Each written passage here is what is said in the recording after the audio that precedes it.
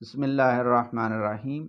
رسول خدا صلی اللہ علیہ وسلم نے فرمایا، اے علی، بغیر کسی وجہ کے اور ضرورت کے علاوہ قسم مت کھانا، ہمیشہ سچ بولنا،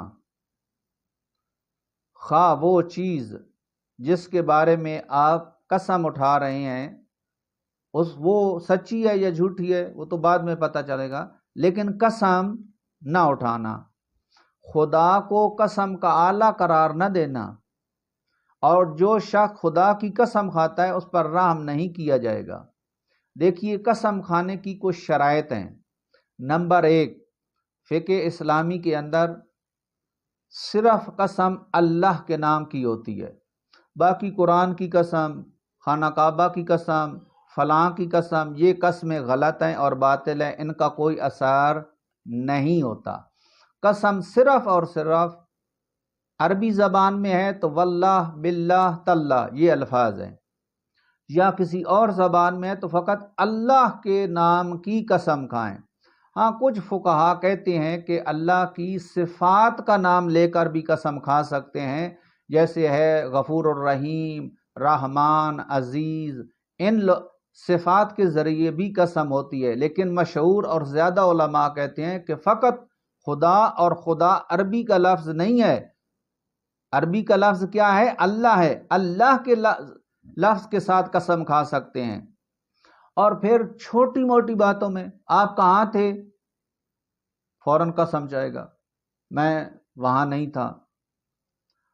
یہ کام کس نے کیا، یہ برتن کس نے توڑا ہے، جھوٹ بولے گا، میں نے نہیں توڑا، قسم کھائے گا۔ آج قسم کھانا تو واقعاً ایسا ہو گیا ہے کہ لوگ اتنا آسان سمجھتے ہیں، حالانکہ قسم اٹھانے کے بارے میں کہ اے علی، ضرورت کے وقت قسم اٹھاؤ۔ کب ضرورت کے وقت قسم اٹھانی ہوتی ہے؟ جب دو آدمیوں کے درمیان جھگڑا ہو جائے، ایک مدعی ہو جائے اور ایک منکر ہو جائے۔ اب آپ نے فیصلہ کرنا ہے تو منکر پر، مدعی پر ہوتا ہے کہ مدعی اپنے گواہ لے آئے، اور اگر اس کے پاس گواہ نہیں ہے تو جو منکر ہے، جو انکار کرنے والا ہے، اس کو قسم اٹھانی چاہیے۔ ہاں، یہ ہے۔ یا لیان کے وقت میاں بیوی قسم اٹھاتے ہیں، یا کسی چیز کو ثابت کرنے کے لیے قسم اٹھانے کی ضرورت پڑتی ہے، تو وہ تو ایک ضرورت ہے۔ ضرورت سے علاوہ معاشرے کے اندر جو ہمارے امور زندگی ہیں، آنا جانا، اٹھنا بیٹھنا، ایک دوسرے کے ساتھ باتیں کرنا، ان باتوں میں خدا کی اور اللہ کی قسم نہیں کھانی چاہیے، اور اللہ کو قسم کا اعلیٰ قرار نہیں دینا چاہیے۔ یعنی آپ کے پاس بس یہی رہ گیا ہے کہ بار بار قسمیں کھاؤ۔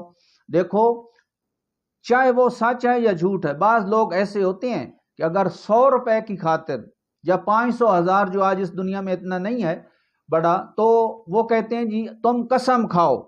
تو جو نیک لوگ ہوتے ہیں وہ کہتے ہیں یار پیسے تو میں نے نہیں اٹھائے، میں مجرم نہیں ہوں، لیکن چونکہ قسم اٹھانا اچھی بات نہیں ہے، اسلام میں اس کو منع کیا گیا، لہذا میں 500 روپیہ دے دیتا ہوں یا 1000 روپیہ دے دیتا ہوں۔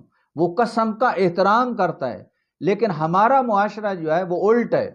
جب وہ 500 دے گا تو کہے گا اسی نے اٹھائے ہیں۔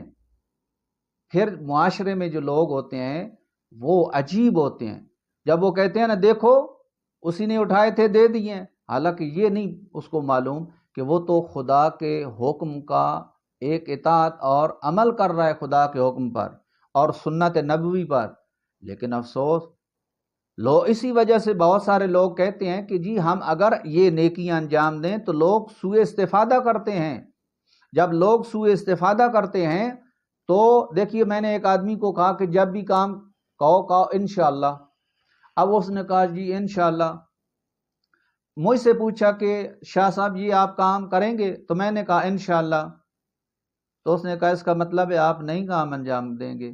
تو میں نے کہا کیوں؟ میں نے کہا نا انشاءاللہ۔ تو اس نے کہا ہمارے معاشرے میں جو انشاءاللہ کہتا ہے وہ کرتا ہی نہیں ہے۔ تو یعنی انشاءاللہ کہنا چاہیے، اچھی صفت ہے، مگر معاشرے میں اس کی اہمیت ختم ہو چکی ہے، انشاءاللہ کی اہمیت ختم ہو چکی ہے۔ اب اندازہ لگاؤ کہ اس اوپر کیا ہو سکتا ہے۔ دعا کرتے ہیں کہ خداوند عالم ہمیں اسلام پر عمل کرنے کی توفیق عطا فرمائے۔